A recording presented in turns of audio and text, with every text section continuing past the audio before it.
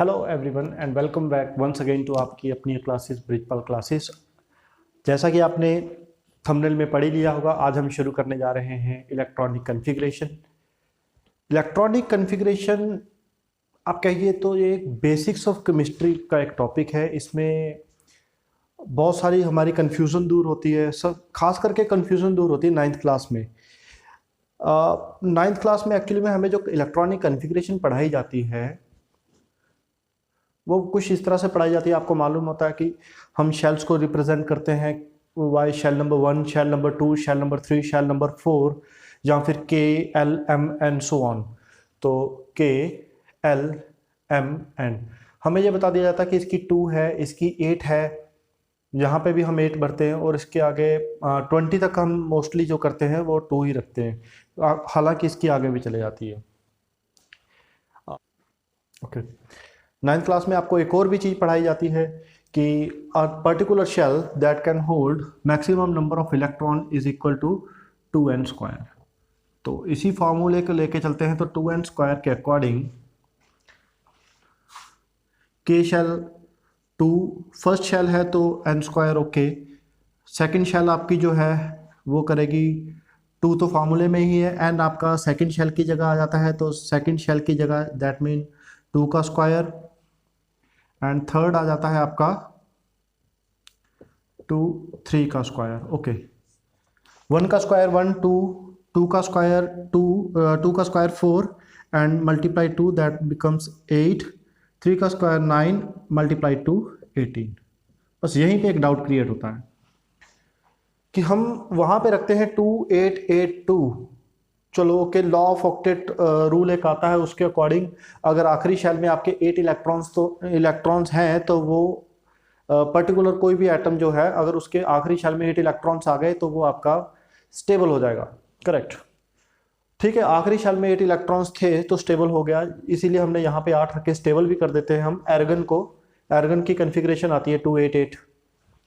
तो बट जैसे ही उसके आगे 9th एलिमेंट, मतलब कि ये वाला आपका इसमें आप भरते हो फर्स्ट और सेकंड एलिमेंट जो इसमें भरते हो एन शेल में, जैसे कि आप करते हो पोटेशियम एंड कैल्शियम में आप भरते हो एटॉमिक नंबर 19, एटॉमिक नंबर 20, इसका आप करते हो 2 8 8 1 2 8 8 2। ओके, कई बच्चों को ये रीज़न समझ में नहीं आता है कि जब ये थर्ड शेल आपकी 18 इलेक्ट्रॉन ले सकती है तो ये नेक्स्ट वाला जो था ये आगे क्यों गया, यहाँ पे 9 क्यों नहीं हो गए, यहाँ पे ये 2 आगे क्यों गए, यहाँ पे 10 क्यों नहीं हो गए इसी शेल पे। तो आज ये भी आपके डाउट क्लियर होंगे। इसके साथ साथ हम थोड़ा थोड़ा बहुत डीप में तो नहीं, हम पढ़ेंगे ऑक्यूपेंसी रूल क्या है, हम पढ़ेंगे एनर्जी लेवल किस तरह से इसमें मेंटेन होता है, जिसमें हम ऑफ बॉ प्रिंसिपल पढ़ेंगे, हंड रूल पढ़ेंगे, और पॉली एक्सक्लूजन प्रिंसिपल पढ़ेंगे। मतलब उसकी थोड़ा सा बहुत ज़्यादा डिटेल तो नहीं करेंगे पर थोड़ा सा उसे ओवरव्यू करेंगे ताकि ये सब हमें इलेक्ट्रॉनिक कॉन्फ़िगरेशन में काम आएगा।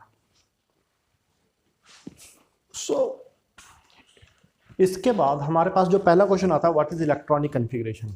What actually is electronic configuration. Electronic configuration, आप एक एटम है, आपका कोई भी एक एटम मान लीजिए, this one is your atom, इसके आगे पीछे शेल्स घूम रही हैं, ये आपका न्यूक्लियस है, इसमें प्रोटॉन्स और न्यूट्रॉन्स है, एटम है, उसका एक पर्टिकुलर एटॉमिक नंबर है, कुछ भी उसका एटॉमिक नंबर है, एटॉमिक नंबर अब atomic number, what is atomic number. Atomic number is number of proton और number of electron that particular atom does have. Okay, अब ये जो शेल्स हैं, इस पर्टिकुलर शेल में कितने कितने इलेक्ट्रॉन्स आएंगे, कितने कितने इलेक्ट्रॉन्स आएंगे, एक एटम के लिए कितने इलेक्ट्रॉन्स आएंगे, कितने इलेक्ट्रॉन्स आएंगे, ये हैं। नाउ नंबर वन थिंग, अभी हमने क्या पढ़ा कि शेल है, सबसे पहले शेल आती है। ओके, छोटी क्लासेस में यही है कि सब शेल है, बस एक न्यूक्लियस है, न्यूक्लियस के अराउंड शेल्स घूम रही हैं। उससे आप थोड़ा सा आगे पढ़ते हो तो आपको पता चलता है कि इसके पास जी सब शेल्स भी हैं। सब शेल्स के नाम, आपको शेल के नाम तो पता ही है, मैं यहाँ पे वो भी लिख देता हूँ, K L M N and so on, या फिर 1 2 3 4 भी है। सब शेल्स हैं आपके एस पी डी एफ। अब सब शेल्स के बाद भी आ जाता है हर सब शेल में कितने ऑर्बिटल्स हैं, ऑर्बिटल्स।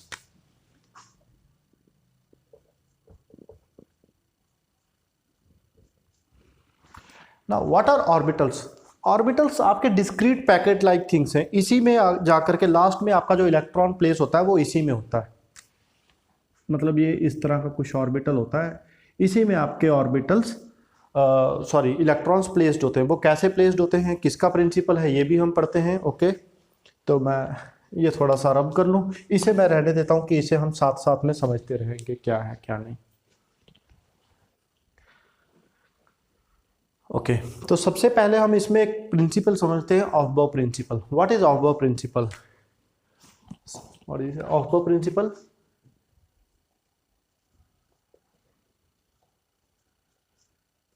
Sorry, BAU principal.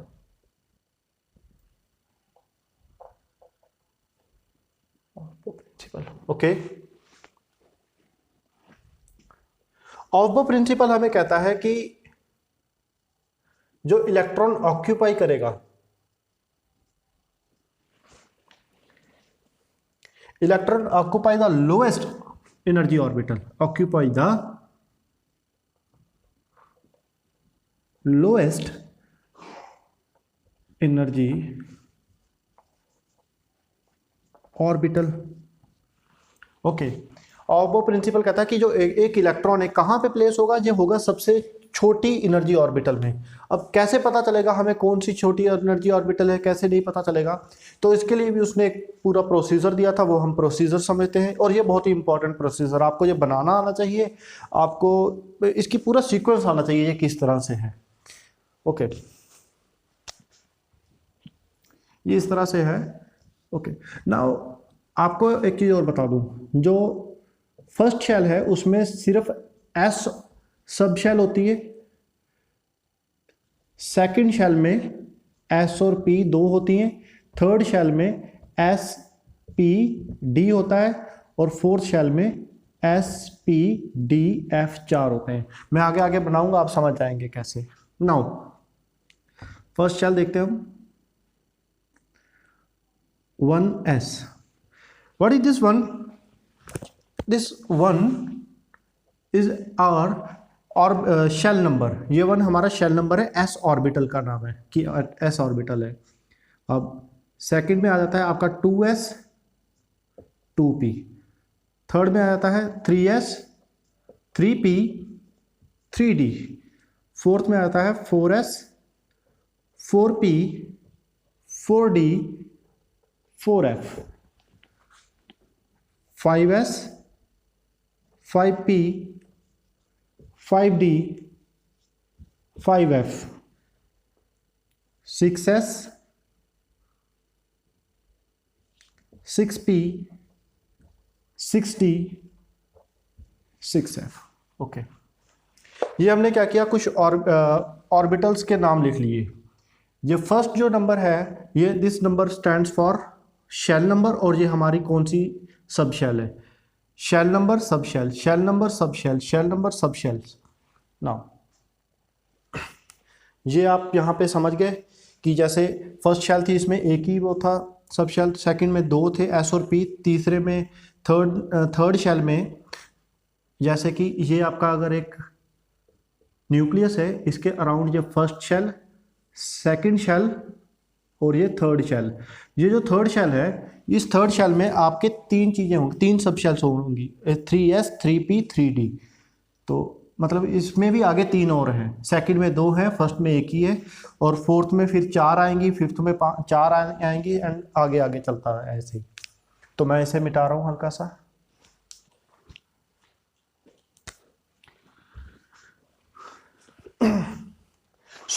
इसके बाद मैं आपको बताता हूं कि अब ये जो एक एस ऑर्बिटल है, सॉरी एस सब शेल है, एस सब शेल में एक ही ऑर्बिटल होती है, पी में 3 ऑर्बिटल्स होती हैं, 1 2 एंड 3, डी में 5 होती हैं, 1 2 3 नो 1 2 3 4 5 एंड एफ में 7 होती है।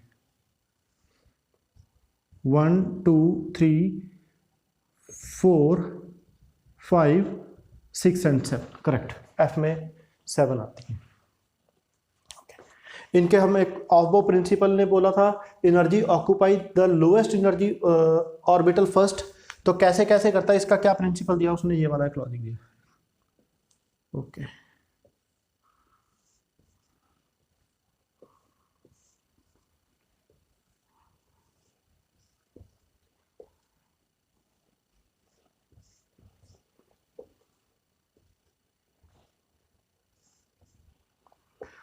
मैं बार बार अपनी हर वीडियो में कहता हूँ आपसे कि आप कोशिश किया कीजिए जब भी आप पढ़ें along with pen and copy पढ़ें, जो मैं यहाँ पे बना रहा हूँ आप वहाँ पे बनाने की कोशिश करें, सेम बन जाएगा तो it will be beneficial for you in a long term, long run कह लीजिए आप। कभी कभी फंबल हो जाता हूँ मैं। ओके नाउ तो अब इसके बाद क्या है, यहाँ से हमें पता चलता है कि सबसे पहले हमारी जो एनर्जी ऑर्बिटल आती है वो कौन सी आती है, हम सबसे पहले हमारी एनर्जी ऑर्बिटल आ रही है। मैं इसका पूरा सीक्वेंस लिखता हूँ कहीं ना कहीं, कहाँ पे लिखूँ, और पेन दूसरा यूज करता हूँ लिखने के लिए। 1s से जब पूरा फिल हो जाएगा, 1s जब हमारा पूरा फिल हो जाएगा फिर हम ये इधर आएंगे सेकंड पार्ट पे, फिर हम करेंगे 2s को फिल। 2s फिल होने के बाद अगेन हम यहाँ पे चले जाएंगे 2p, 2p के बाद 3s, 3s के बाद 3p 4s, 3p 4s, 4s के बाद 3d, 4s के बाद 3d। यहाँ पे कुछ इंटरेस्टिंग आता है, आप ये देखो कि 1s पहले था, फिर 2 आया, मतलब सेकंड शेल, फिर जो इलेक्ट्रॉन भरा जाएगा वो थर्ड शेल में, और फिर फोर्थ शेल में, फिर थर्ड शेल में। देखो अभी थर्ड पूरी तरह से शेल कंप्लीट नहीं हुई थी बट वो पहले ही फोर्थ शेल में देने लगती है। यहीं पे कुछ जब हम आगे भरेंगे यहीं पे कुछ इंटरेस्टिंग बनता है। ओके 3d के बाद 4p, 4p के बाद 5s, 5s के बाद 4d, 5s के बाद 4d, 4d के बाद 5p 6s, 5p 6s and so on, इसी तरह से आगे आगे आगे। अब मैं सारा लिखूंगा तो इतना बड़ा बोर्ड भी नहीं है, बहुत जल्दी मैं कोशिश करूंगा कि नया बोर्ड ले आऊं और इसे थोड़ा रिप्लेस कर दूं। थोड़ा बड़ा बोर्ड हो जाएगा उसमें इजी हो जाता है। ओके नाउ ये हमारी एस सब शेल थी, एस में एक ही होता है, मैं यहाँ पे एस लिख देता हूँ ऐसे। Okay S, this one is R P, this one is R D and F. Okay तो ऑफबो प्रिंसिपल के according energy occupy the lowest energy orbital, हमने ऑर्बिटल्स जो मतलब कि वो जो था वो हमने उनके एक सीक्वेंस ऑर्डर बना लिया, ये उसका सीक्वेंस ऑर्डर था। हमारा मेन फोकस है इलेक्ट्रॉनिक कन्फिग्रेशन। ये ऑफबो प्रिंसिपल क्या कहता है, ये थोड़ा थोड़ा मतलब हम साथ में लेके चल रहे हैं क्योंकि इनसे ये चीज़ें क्लियर होती हैं कि ये प्रिंसिपल था तो दिया किसने था, उसके अकॉर्डिंग क्या होना था, अगर ये रूल है तो क्यों है, ये ड्यू टू ऑफबो प्रिंसिपल है। ओके सो नेक्स्ट है हमारा हंट्स रूल। जिस तरह से हमने ऑफबो प्रिंसिपल समझा, नेक्स्ट है हमारा हंट्स रूल। हंट्स रूल कहता है कि degenerative orbitals are occupied by single electron with up spin first then by paired. Okay मैं इसको नीचे टाइप भी कर दूंगा, मतलब नीचे जब एडिट करूंगा तो नीचे लिख भी दूंगा। क्या कह रहा है हंट्स रूल? हंट्स रूल कह रहा है degenerative orbitals are occupied by single electron with up spin first। Okay मैं जैसे ये मैंने ऑर्बिटल बनाए हैं तो मैं इसमें बना के बता देता हूँ आपको। ये कहता है कि इन सब में हर एक में दो दो इलेक्ट्रॉन आने हैं। ये पॉली आता है, मैं आगे इसके बाद कहता हूँ, बता रहा हूँ आपको। ये कह रहा है कि ये सारे जो इलेक्ट्रॉन है ना, पहले इनमें सारे ऑर्बिटल है, पहले इनमें अप स्पिन के साथ क्या आएगा, एक एक इलेक्ट्रॉन आएगा। सब में पहले एक एक भरा जाएगा, देन शुरू होगा, देन इसका पेयर्ड वाला आएगा। देन इसका पेड वाला आएगा। ये नहीं है, ऐसे नहीं होगा, मतलब ये जिस तरह से मैंने इसमें बताया वो वैसे चलेगा, तो इस तरह से नहीं चलेगा। जैसे ये आ गया एक ऊपर एक नीचे, एक ऊपर एक नीचे, ये इस तरह से भरी नहीं जाएगी। ये टिक वाला सही है और ये क्रॉस वाला गलत था। मतलब ये पहले उसमें क्या होगा, पहले सिंगल स्पिन यानी कि अप स्पिन के साथ है तो अप स्पिन के साथ वो एक एक एक एक एक पूरा भरेगा, फिर वो उसका पेयर करना शुरू करेगा शुरू से। ऐसा नहीं है कि इसने पहले अपना पेयर शुरू कर लिया फिर आगे दूसरे का पेयर फिर तीसरे का पेयर, नहीं ऐसा नहीं होगा। वो जो रूल है वो पॉली एक्सप्लेशन है, सॉरी ये हंट्स रूल है। तो पॉली एक्सक्लूजन प्रिंसिपल, PAULIEXCL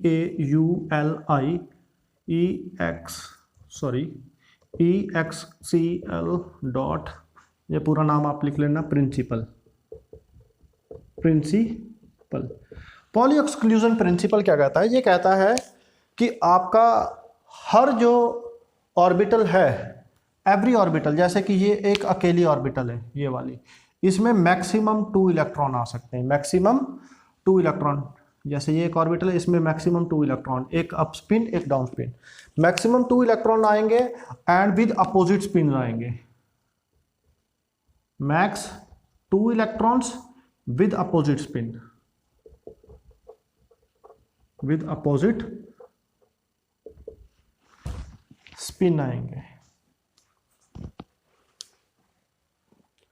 यानी कि एक इलेक्ट्रॉन आपका, ऐसे देखिए, अगर एक इलेक्ट्रॉन आपका इस तरफ घूम रहा है तो एक इलेक्ट्रॉन आपका मतलब ऐसे, और अरे मैं ऐसे कर नहीं पाता हूँ, जो कर पाए वो देख लेना, एक इस तरह से और दूसरा उल्टा इस तरह से घूमता है। सो नाउ इन चीज़ों को समझ के अब हम करते हैं अपना शुरू। इलेक्ट्रॉनिक कॉन्फ़िगरेशन हम करेंगे अप टू 30 करेंगे, बट आपको 30 में समझ में आ जाएगा। बहुत बढ़िया।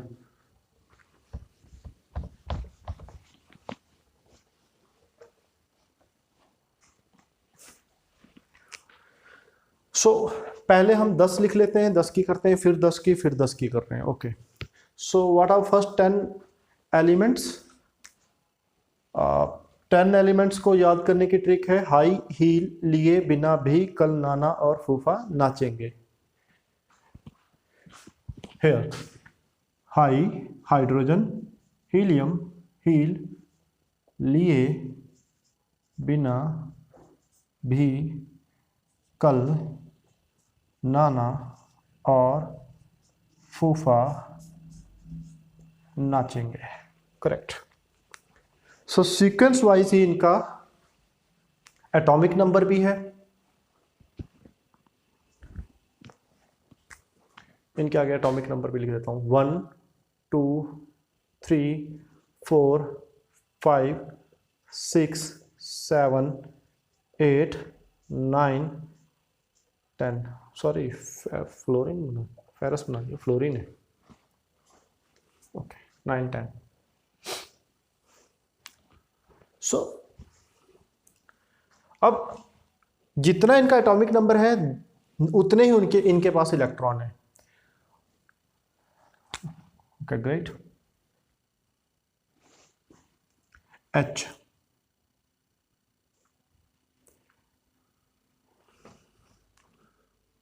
फर्स्ट शेल 1s, पहली शेल में ही आ जाएगा ये आपका H। और मैं अगर इसको आपको पूरा बताऊं तो फर्स्ट शेल के पास क्या था, 1s करके था, फर्स्ट तो शेल होगी S। अब S में आपका एक ही S के पास एक ही, इस S सब शेल के पास एक ही ऑर्बिटल था, एक ही ऑर्बिटल। तो हर ऑर्बिटल में हमने पॉली का रूल किया कि उसमें, सॉरी पॉली प्रिंसिपल किया, उसमें हमने देखा कि every orbital can contain only 2 electrons, तो इसमें एक आपका इलेक्ट्रॉन आ गया। तो कहाँ पे आया ये, फर्स्ट शेल के S सब शेल में के पहले ही ऑर्बिटल में आपका एक इलेक्ट्रॉन, तो इसे हम कहेंगे 1s1, 1s1। ओके अब इसमें एक और आ सकता है, अगर ये 2 होता तो इसमें एक और आ सकता है, पूरा कंप्लीट हो जाता। सो 1s2, पहले ही शेल में 1s2 पूरा कंप्लीट हो गया। ये आ गया नंबर ऑफ शेल, और ये आपके नंबर ऑफ इलेक्ट्रॉन, ये जो ऊपर पावर में लगे हैं छोटे छोटे, ये नंबर ऑफ इलेक्ट्रॉन्स हैं। तो ये आपका पहली शेल कंप्लीट हो चुकी है, पहली शेल आपकी कंप्लीट हो चुकी है। नाउ सेकंड थिंग, 3 इलेक्ट्रॉन, आपको पता है कि फर्स्ट तो ये आ गया, और सेकंड में क्या था, सेकंड में हमारा यहाँ पे 2s था और फिर 2p था। ओके, बट s के पास तो एक ही वो होता है, और p के पास होते हैं आपके 3, तो ये यहीं पे आया, एक इलेक्ट्रॉन आपका यहीं पे आ गया। तो क्या आ गया, अब इसमें ये वाला तो पूरा भर चुका है, यहां पर देखिए भरते हैं कैसे कैसे भर रहे हैं। इसके पास 3 इलेक्ट्रॉन थे, तो पहला इलेक्ट्रॉन यहां पे, दूसरा इलेक्ट्रॉन यहां पे, फिर तीसरा इलेक्ट्रॉन यहां पे। ग्रेट। तो 1s2 2s1, बट यहां पे एक दिक्कत है, क्योंकि हमारी फर्स्ट शेल पूरी कंप्लीट हो चुकी है, इसे भी आप साथ साथ में समझिएगा। फर्स्ट शेल हमारी पूरी कंप्लीट हो चुकी है, तो हम यहां पे फर्स्ट 1s2 ना लिख करके सीधा लिख सकते हैं हीलियम, मतलब कि इससे पहले पहले वाली सेम कॉन्फ़िगरेशन है जो हीलियम की होगी, उसके आगे हम आगे बढ़े। 4, अगर इसमें हम 4 इलेक्ट्रॉन करें तो 1 2 तो यहां पे भर चुके हैं, दूसरा तीसरा ये आ गया, चौथा ये आ गया, तो इतनी इतनी हीलियम वाली सेम 2s2। पांचवा इलेक्ट्रॉन बोरॉन के लिए 1 2 3 4 5, ये 2p की फर्स्ट ऑर्बिटल में पहला इलेक्ट्रॉन विद अपस्पिन लग चुका है। यहां पे अगर आप देखें तो हीलियम तक की कॉन्फ़िगरेशन सेम, 2s2 2p1। ना ये 2s2 पूरा हो चुका है, इसलिए हमने अब ये 2p1 लिया है। कार्बन के पास 6 इलेक्ट्रॉन होते हैं, तो हीलियम तक की तो कॉन्फ़िगरेशन सेम है। अब 2s2 भी कंप्लीट हो चुका है, तो 2s2 आगे देखिए, ये देखिए 1 2 3 4, ये 5वां इलेक्ट्रॉन और ये 6वां इलेक्ट्रॉन। मैंने यहीं पे इसको पेयर नहीं किया, आगे रखा है। ये किसका रूल था, ये हंट्स रूल था। हंट्स रूल क्या कहता है कि पहले जो भी आपका डीजेनरेटिव ऑर्बिटल्स है, वो पहले सारे एक एक इलेक्ट्रॉन से कंप्लीट होंगे अपस्पिन, देन उसके बाद पेयर होंगे। तो पहले वो कंप्लीट हो रहे हैं अभी। तो अभी क्या हो चुका है, 2s2 तो हमारा यहाँ ना हमने लिख दिया, 2p2 आ गया। 2p ऑर्बिटल में 2 इलेक्ट्रॉन। नाइट्रोजन, फिर से नाइट्रोजन के पास 7 इलेक्ट्रॉन होते हैं, तो 1 2 यहां पे भर चुके हैं, तीसरा चौथा 5वां 6वां, और this one is your 7th। तो यहां पे क्या आ जाएगा, 2p3, helium 2s2 2p3। Great. देखते रहिएगा, ये मत सोचिएगा कि अभी हमने कर लिया है, आगे जाके एक जगह पंगा पड़ेगा जब ये 3p और 3d आपके बीच में 4s आएगा। और 3d में भी एक बहुत खास है, वो 5 ऑर्बिटल वाला आता है, फिर एक कैरी करता है। ओके ओके, ये हमने लिख दिया। Next is oxygen. ऑक्सीजन के पास हीलियम वाली कॉन्फ़िगरेशन तो सेम, फिर 2s2 पूरा हो चुका है। डीजेनरेटिव, मतलब ये जो डीजेनरेटिव ऐसे ऐसे जो आपके सबशेल्स थे, यहाँ ऑर्बिटल्स थे, सॉरी ऑर्बिटल्स थे, पहले वो एक एक करेगा डीजेनरेटिव, इसलिए इसको अलग उसको अलग। तो 8 नंबर ऑफ इलेक्ट्रॉन्स, 1 2 3 4 5 6 7। अब 8th कहां पे आएगा, 8th अगेन यहां पे आएगा। अब हुआ इसका pair with anti spin, pair with anti spin. तो ये आ गया आपका 2p4, 4 2 6 2 8, हाँ जी क्लियर है। नेक्स्ट इज अगेन हीलियम की इलेक्ट्रॉनिक कॉन्फ़िगरेशन सेम, अब इसके पास 9 है, 1 2 3 4 5 5 6 7 8 एंड अगेन आपका 9 यहाँ पे। तो क्या आ चुका है 2s 2 2p 5। नियॉन के लिए जो आखिरी भी पूरा कंप्लीट हो जाएगा। देखो अब ये सेकंड शेल आपकी पूरी कंप्लीटली भर चुकी है और आखिरी शेल में कितने आ चुके हैं 1 2 3 4 5 6 7 8 आ चुके हैं। तो ये आपकी स्टेबल हो चुका है। लॉ ऑफ ऑक्टेट रूल कहता है कि जब आखिरी शेल में 8 नंबर ऑफ इलेक्ट्रॉन्स आ जाएंगे तो वो स्टेबल हो जाएगी। अभी यहाँ पे 8 नंबर ऑफ इलेक्ट्रॉन्स आ चुके हैं और इवन की ये पूरी कंप्लीट भी हो चुकी है, तो इसलिए भी ये स्टेबल है। और लॉ ऑफ ऑक्टेट रूल वो फर्स्ट वाले को छोड़ के, फर्स्ट वाले में 2 इलेक्ट्रॉन आते हैं। तो यहाँ पे आपका क्या बन गई थी, हीलियम 2s2 2p6। अब आगे बढ़ने से पहले मैं इसे फिलहाल अभी मिटाऊंगा, उससे पहले मैं आपको बताता हूं। जैसे आपसे किसी ने मान लीजिए लिथियम की पूछी है, तो लिथियम की आपको वो पूरी नहीं लिखनी है कि 1s2, जैसे लिथियम के पास 3 थे ना, तो 2 इधर डाल के 1 इधर, ऐसे नहीं लिखनी है आपने कि 1s2 2s1, नहीं, आपने लिखना है हीलियम और फिर आगे 2s1। अब कार्बन की पूछ लिए तो कार्बन की हीलियम, ये ऊपर वाले 2 पूरे और कार्बन के पास होते 6 इलेक्ट्रॉन, तो 2 इधर आ जाएंगे और एक इधर आ जाएगा। हीलियम की पूरी 2s2 2p2 6 इलेक्ट्रॉन। तो आगे हम करते हैं 11 से लेकर 20 तक। 11 से लेकर 20 तक जो एलिमेंट्स है उनके लिए ट्रिक है आपकी, ना मांग अल्लाह से पेप्सी सोडा कोला और काजू केक। तो मैं एक बार यहाँ पे उसी के अकॉर्डिंग लिख भी देता हूँ। ना मांग अल्लाह से पेप्सी सोडा कोला और काजू केक। 11 12 13 14 15 16 17 18 19 and here you're 20। सो ना मांग अल्लाह से, ओके करेक्ट हो चुका है। तो अभी तक हमने देखा कि आपका जो लास्ट आया था नियॉन, नियॉन की इलेक्ट्रॉनिक कॉन्फ़िगरेशन पूरी हो चुकी थी। नियॉन के एटॉमिक नंबर था 10 और उसमें जो सेकंड शेल थी वो पूरी कंप्लीट हो चुकी थी। तो अभी हमें थर्ड शेल खोलनी पड़ेगी। थर्ड शेल में क्या है 3s 3p and 3d। Okay 3s, s के पास तो एक ही ऑर्बिटल था, 3p के पास 3 ऑर्बिटल हैं और 3d के पास 5 ऑर्बिटल हैं। एक थोड़ा बड़ा कर देता हूं इसे, 1 2 3 4 5 करेक्ट।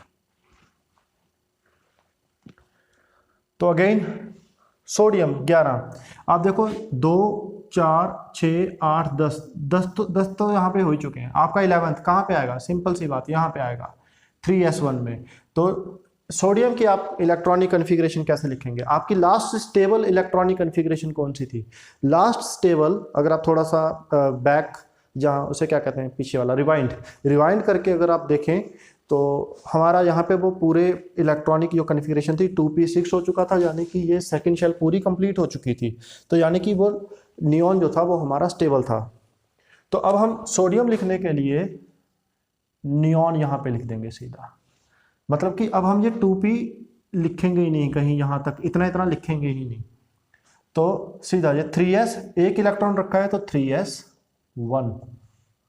मैग्नीशियम में इसी में 2 इलेक्ट्रॉन रख देंगे, नियॉन लिख के 3s2।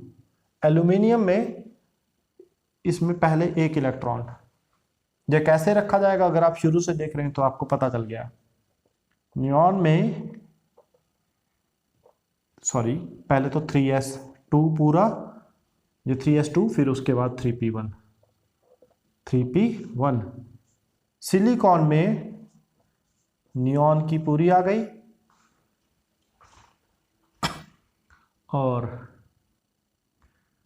3s2 3p2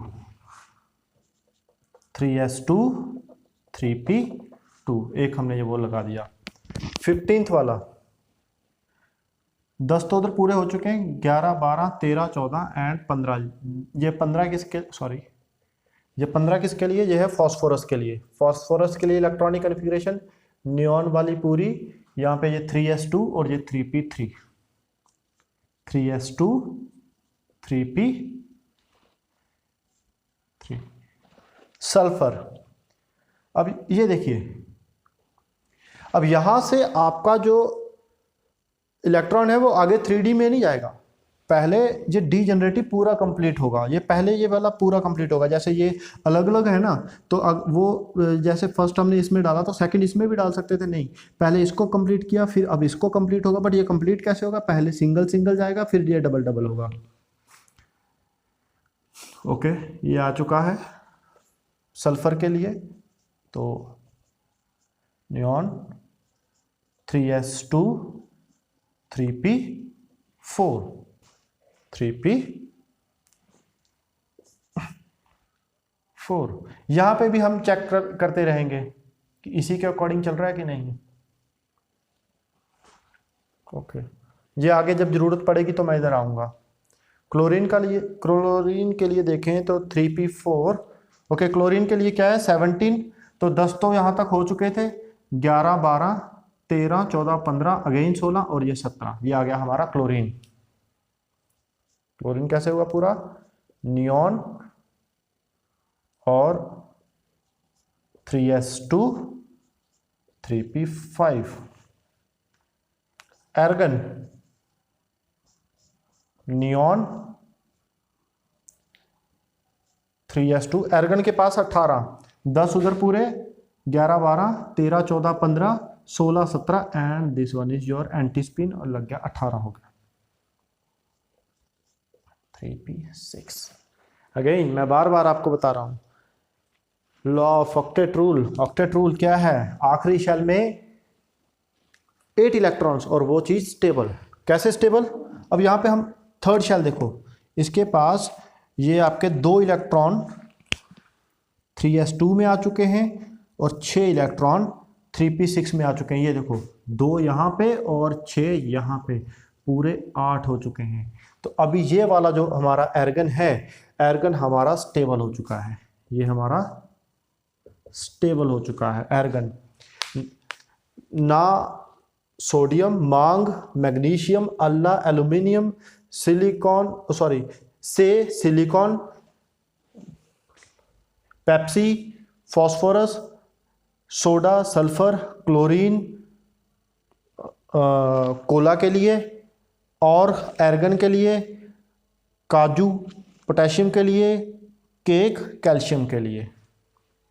नाउ अब पोटेशियम के लिए जैसे हमें रखना है, तो ये हमारा स्टेबल हो चुका है। हमने देखा कि जो लास्ट स्टेबल होता है हम यहाँ पे रखते हैं। ओके, तो हम यहाँ पे पोटेशियम के लिए हमें 19th इलेक्ट्रॉन डालना है।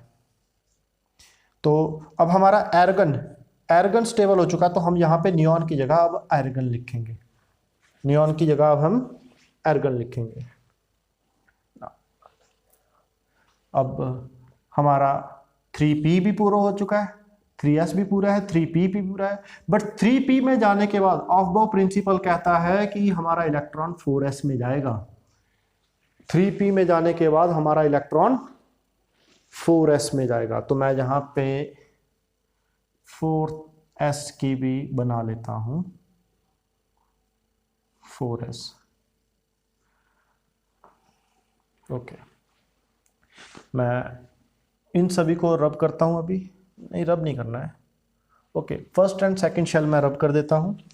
ऑफ-बॉ प्रिंसिपल शुरू में किया था कि किस तरीके से आपका जो इलेक्ट्रॉन्स है वो किस तरह से प्लेस होंगे, उसी का ऑर्डर हमने यहाँ पे कुछ लिखा था। अगर आपको ये ऊपर वाला दिख रहा हो, तो ना भी दिख रहा होगा तो मैं पूरी वीडियो में ऊपर ये ऑर्डर जो है वो पूरा डिस्प्ले कर दूंगा। एडिट करके ना। ये कहता है 3p के बाद 4s में जाना है, 3p के बाद 4s में जाना है, करेक्ट। 3p तो ये पूरा हो चुका है। तो अभी पोटेशियम के लिए जो हमारा नेक्स्ट इलेक्ट्रॉन जाएगा वो जाएगा इसमें। फॉलो करेंगे उस रूल को। एर्गन पूरा कंप्लीट, और यहां पे हम लिखेंगे 4s1 पोटेशियम। अभी भी ये इसमें और भी कुछ आ सकता है, तो ये लो सेकंड इलेक्ट्रॉन भी आ गया। ये किसका आया? ये आया कैल्शियम का। यहां पर ऊपर तक हमने वो 10 इलेक्ट्रॉन भर दिए थे, 10 वो वाले, 11 मतलब 2 ये वाले 12, 6 18, 18 और ये 2 20। तो 20 आपका ये कैल्शियम भी पूरा हो चुका है। Argan and 4s2, correct, 4s2। But अभी ये स्टेबल नहीं हुआ है। अभी इसमें 4p बाकी है, 4d बाकी है, 4f बाकी है, अभी ये स्टेबल नहीं आया है। ना ही इसमें आखिरी शेल में अभी 8 इलेक्ट्रॉन हुए हैं। जब 8 इलेक्ट्रॉन हो जाएंगे यानी कि s और p भी पूरा भर जाएगा ना, सॉरी 3 ही होते हैं p में। इस तरह से जब आपका p भी पूरा भर जाएगा तो ये स्टेबल होगा। 2 इधर 6 इधर, तो आपके मोस्टली यहाँ से आपको एक आइडिया लगेगा कि जो लास्ट वाले हैं ना वो सारे p में ख़त्म होते हैं। और अगर आपने periodic table, modern periodic table देख रखा है, तो आप देखोगे कि जो भी नोबल एटम्स है वो p ब्लॉक में है, वो लास्ट में p ब्लॉक में लगे होते हैं, तो उसमें वो p में ख़त्म होते हैं आखिरी में आके। ओके, तो अब हम आगे चलते हैं। लास्ट हमारा आ चुका है कैल्शियम। 3s और 3p हमारा भर चुका था, 3d हमारा भरा नहीं है, तो मैं यहाँ पे एक 3d लिख देता हूँ। 1 2 3 4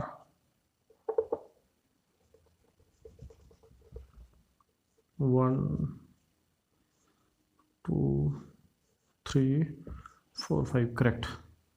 और उसके आगे 4s का तो एक ही होता है 4s, ओके। और उससे पहले हम 3p 6 तक पूरा भर चुके हैं, और यहाँ तक हमारे 18 इलेक्ट्रॉन्स आते हैं, ये हमें पता है। और अभी हमने कैल्शियम में 4s2 भी भर लिया है, 4s2 भी भर लिया है। तो क्या है, 21 से लेके 30 तक हमारे एलिमेंट्स, 21 से लेके 13 तक हमारे एलिमेंट्स हैं। स्कैंडियम 22, टाइटेनियम 23, वेनेडियम 24,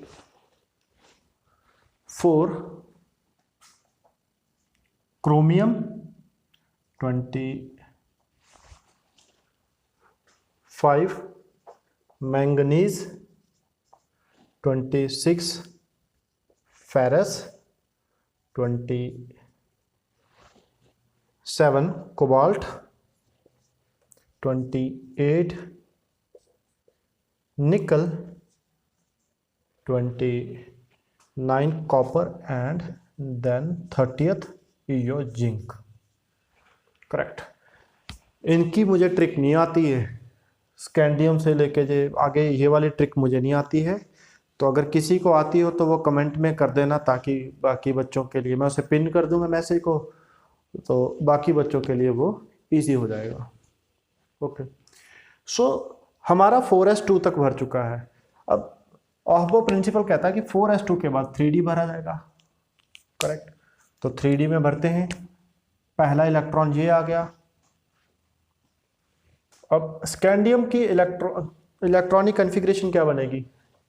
एर्गन तो आपका लास्ट स्टेबल था, तो 4s2 एंड 3d1। टाइटेनियम क्या बन जाएगी? टाइटेनियम की बनेगी argan 4s2 3d2, second electron लग गया। नेक्स्ट ये वाली सेम 3d3, ओके, इसी के बाद आता है क्रोमियम में चेंज। एर्गन तक तो सेम। अब ये देखिए क्रोमियम केस के लिए, जैसे ही आपका ये फोर्थ इलेक्ट्रॉन इधर आएगा, फोर्थ इलेक्ट्रॉन जैसे ही ये यहाँ पे आया, आपकी फोर्थ सबशेल, फोर्थ ऑर्बिटल में आया, अब ये ज़्यादा स्ट्रॉन्ग बन गया, ज़्यादा स्ट्रॉन्ग बन गया तो ये क्या करेगा, इसको एकदम से पूरी करेगा। आधे से ज़्यादा जैसे ही हुआ, आधे से ज़्यादा जैसे ही जब भरा तो वो पूरा स्ट्रॉन्ग बन गया। पी वाले केस में नहीं था ये, पी वाले केस में तो एक्चुअली में बीच में सेंटर में था ना, ये भरा उसके बाद ही ये भरता था। बट इस केस में है, इस केस में क्या है कि ये जैसे ही ये फोर्थ आया तो ये खाली 3d4 नहीं आएगा, ये सीधा एक और ले लेगा। अब इलेक्ट्रॉनिक कन्फिग्रेशन के, सॉरी इलेक्ट्रॉन नंबर के अकॉर्डिंग तो इसके पास 24 ही है। 24 में आपके 18 पहले ये आ चुके हैं, 2 ये, 2 और 4 ये आ चुके हैं, तो 24 पूरा आ गया। अब नहीं, अब ये क्या करेगा, इधर 4s से एक ले लेगा, क्योंकि 4s भी अभी पूरी तरह से स्टेबल थोड़ी है, 4s से एक ले लेगा, फिर से वो सिंगल बन जाएगा। और ये अब अगर आप इलेक्ट्रॉनिक कन्फिग्रेशन लिखो तो देखो आपका ये यहाँ तक 3p तक तो पूरी, 3p तक तो आपका कंप्लीट हो चुका ना एर्गन, तो उसके आगे 4s, 4s में कितना है 4s1 और 3d, पहले ऊपर 3d3 था, अब यहां पे सीधा आएगा 3d5, 3d5। तो अब जब ये वाली पूरी भर चुकी है तो ये थोड़ी देर इसी कंडीशन में रहने की कोशिश करेगा। तो जैसे ही जो नेक्स्ट इलेक्ट्रॉन आएगा, यहाँ से इसने बोरो किया था वो यहीं पे दे देगा, तो यानी कि जो मैंगनीज आता है नेक्स्ट वाला, तो उसमें 25th जो इलेक्ट्रॉन आएगा वो फिर से यहीं पे 4s के ऑर्बिटल में ही भरा जाएगा। तो आपकी फिर से इलेक्ट्रॉनिक कन्फिग्रेशन वंस अगेन क्या बन जाएगी, एर्गन तो कंप्लीट थी, 4s2, 4s2 ऊपर 1 हुई थी, यहाँ पे फिर से 2 हो गई, तो ये वाली वही रही, क्योंकि अब डी में आया ही नहीं है तो ये फिर से वही रहेगी 5। नेक्स्ट फेरस में क्या आएगा, एर्गन तक सेम, 4s2 में भी सेम, क्योंकि जब एर्गन में आएगा वो इधर आएगा। दिस वॉज द रीजन क्यों मैं ये आपको साथ साथ में पढ़ा रहा था कि ये कैसे कैसे कैसे, क्योंकि आपको पूरी नॉलेज हो कि आखिर इलेक्ट्रॉन कहां से आया और कहां पे गया। तो यही एक कारण था कि जब हम 9th में पढ़ते हैं वो ऐसे पढ़ते हैं 2 8 8, ये वाला भी स्टेबल हो गया, उसके बाद जो नेक्स्ट इलेक्ट्रॉन आया वो इधर आया। वो इधर क्यों आया, यानी कि ये आपका 19th की इलेक्ट्रॉनिक कन्फिग्रेशन ये आती है, 20 की आ जाती है 2 8 8 2, 21 की आती है 2 8 9 2। अब जो एक एक्स्ट्रा जो इलेक्ट्रॉन है वो आगे जाने की बजाय, यहाँ पे 2 था ना, तो यहाँ पे 3 होने की जगह फिर से यहाँ पे क्यों हो गया 9, यहाँ से हमें वो पूरी चीज समझ में आती है। ओके, फेरस वाला हम कर रहे थे पूरा, तो 4s2 हम भर चुके हैं, और ये देखिए डी में कितने, 1 2 3 4 5 और 6, सॉरी 3d6 हो चुका है पूरा। अब कुछ बच्चों का क्वेश्चन होगा कि सर ये देखो ये 2 और ये 6, 8 हो गए, नहीं ये 4th है। ये मैंने आपको पहले ही बताया कि ये नंबर किसका है, ये नंबर सब शेल नंबर का है, नंबर ऑफ शेल है ये 3 और 4। हमेशा जो स्टेबल होगी वो s और p में ही स्टेबल होगी। आखिरी जब सब शेल्स, सॉरी s ऑर्बिटल और p ऑर्बिटल जैसे ही आपका पूरा कंप्लीट होगा तो वो आपकी जो भी आपका एटम है वो पूरा स्टेबल हो जाएगा। यानी कि इसमें 2 इलेक्ट्रॉन, इसमें 6 इलेक्ट्रॉन, इधर 2 और इधर 6, वो तब स्टेबल होगा। आप चाहो तो पीरियोडिक टेबल उठा के देख लेना, उसमें लास्ट में जो कन्फिग्रेशन होगी उनकी सबकी लास्ट में s2 और p6 होगा, वो शेल नंबर के अकॉर्डिंग। नाउ नेक्स्ट 27 वाला कोबाल्ट, अगेन यहां पे एर्गन 4s2 3d7, निकल बिल्कुल ऐसे ही 4s2 3d8, 3d8, ये निकल का एक और लग गया है 8। अब कॉपर का केस, बिल्कुल जैसे ऊपर क्रोमियम का आया था केस। अब देखो पहले भी वो 3 भरे थे, चौथा भरते ही 5वां उसने खुद ले लिया था। इस केस में भी यही होगा। यहाँ पे ये 28 इलेक्ट्रॉन तक तो यहाँ पर आ गए, 29th वाला ये आया। अब ये स्ट्रांग हो गया, ये वाला डी जो ऑर्बिटल जो था पूरा स्ट्रांग हो गया, इसने एक यहाँ से खींच लिया अगेन। तो सीधा यहाँ पे 4s1 रह जाएगा, 4s1, और वहाँ पे सीधा 3d10 हो गया, 3d10 हो गया। जिंक वाला आप फिर से देखें, जिंक वाला क्या है, अब जो यहाँ से बोरो हुआ था फिर से आके यहीं पे भरेगा, 4s2 3d10। तो ये देखिए आपका थर्ड शेल जो था वो पूरा कंप्लीट हो चुका है, 4s2 भी कंप्लीट हो चुका है। इसके बाद जो नेक्स्ट आएगा आपका वो आपका भरा जाएगा 4p में, वो नेक्स्ट भरा जाएगा 4p में। तो इसी तरह से मैं कोशिश करता हूँ और मैं उम्मीद करूंगा कि आप लोग इसके आगे वाले भी खुद ब खुद बना लेंगे। और आपका ये आपको लॉजिक अगर यहाँ पे समझ में आ गया होगा और ये इलेक्ट्रॉनिक कॉन्फ़िगरेशन अगर समझ में आ गया होगा तो बहुत बढ़िया। और अगर आपको मेरी वीडियोस पसंद आती हैं या पसंद आ रही हैं तो आप आगे लाइक कीजिए, आगे शेयर कीजिए बाकियों के साथ, और ताकि किसी और का भी फ़ायदा हो सके। अगर आपको पसंद नहीं आती है तो मैं इस बार डिस्क्रिप्शन में अपना व्हाट्सएप नंबर छोड़ दूंगा, आप उस पर मुझे मैसेज कर सकते हैं कि आपको वीडियो में क्या चीज़ पसंद में नहीं आई या क्या चीज़ समझ में नहीं आई। मैं कोशिश करूंगा कि उस तरह की जो चीज़ें होती हैं, गलतियां जो हैं, वो अगली वीडियोस में ना करूं। देखने के लिए थैंक यू।